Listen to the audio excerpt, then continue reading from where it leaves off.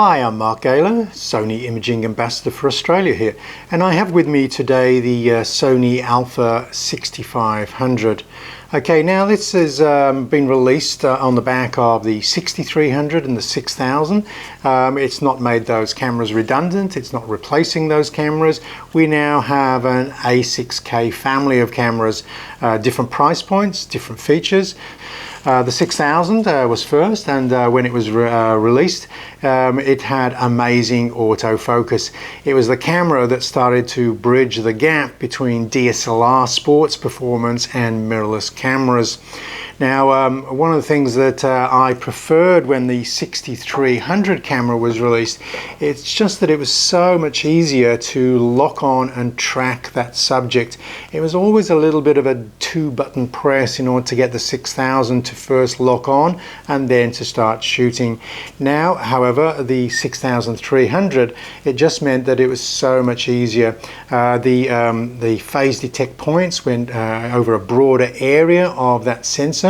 And so this really started Sony talking about their 4D focus, the ability to track things. And even if you're fairly new to sports photography, it's very difficult for the camera to lose track of that moving object. The only downside that I could see with using this as a professional sports camera is once we've taken a few shots, we took probably 15-20 shots, and I'm shooting in the raw file format. What happened is the buffer filled up, and we now need to wait until that buffer starts clearing to the memory card before it frees up some more storage space. But quite quickly what happens is that does slow down. So that does limit it somewhat for a professional sports photographer. Enter the 6500. Now the 6500 comes in a very similar form factor, slightly larger grip, which is something I prefer. But when I use this one to start shooting, again it's the same 11 frames per second, but notice the buffer isn't locking up now. It basically gives me so much more shooting range to track something over a much longer period of time without having to drop into JPEG or a smaller JPEG file format. It's also, the buffer is clearing much faster, and that frees the camera up to do the same thing just a few seconds later. Okay, so we have the two cameras, and as I said, the form factor is very similar. On the top of the 6500, you'll notice there's a couple of differences, and that difference is we have advertised steady shot inside. The camera is just about as thick, so they've managed to squeeze in the stabilized sensor without adding any additional size to the camera body, which is amazing. The A7 bodies, when they put in their steady shot inside, the body's just got a little bit thicker. We have two custom buttons on top instead of one, so this just makes it even more programmable than it has before. So very rarely do we need to go into the menu items, and we have the functions which I've set up with my favorite settings.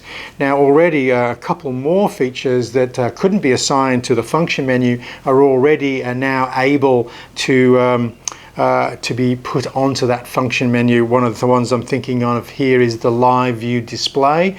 We can switch that on or off by using the function menu. We don't have to go hunting into the menus.